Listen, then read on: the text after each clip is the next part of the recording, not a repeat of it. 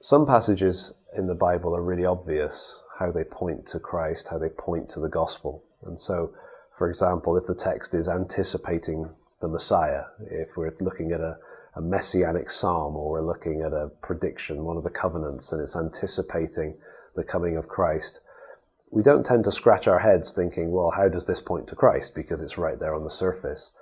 But there are a lot of passages that don't fit in that category.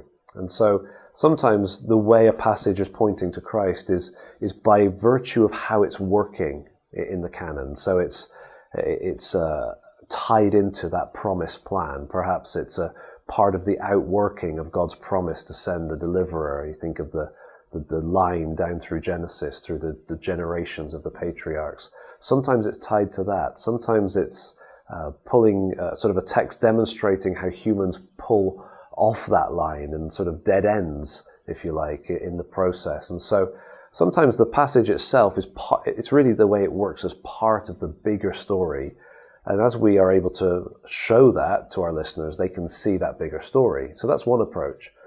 Equally, other passages may do that, but it may feel a bit of a strain to be able to show how it fits in the big picture. But sometimes passages have within themselves something that is pointing beyond themselves. So instead of being a stepping stone to Christ, they are like a building block.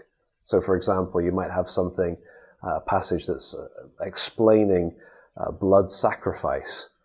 Well, it's not necessarily pointing to the future sacrifice of Christ directly, but implicitly there's a theological building block within the text.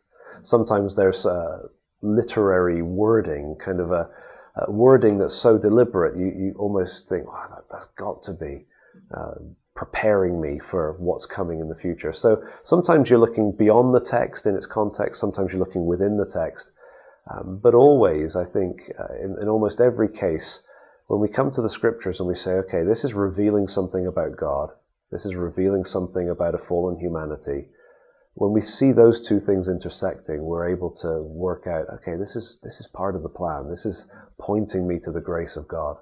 And so I think sometimes we have to take different approaches. The important thing is to ponder the text, think about the text in its context, pray about it, and hopefully we won't find too many where we're still scratching our heads, wondering how God's grace is at work.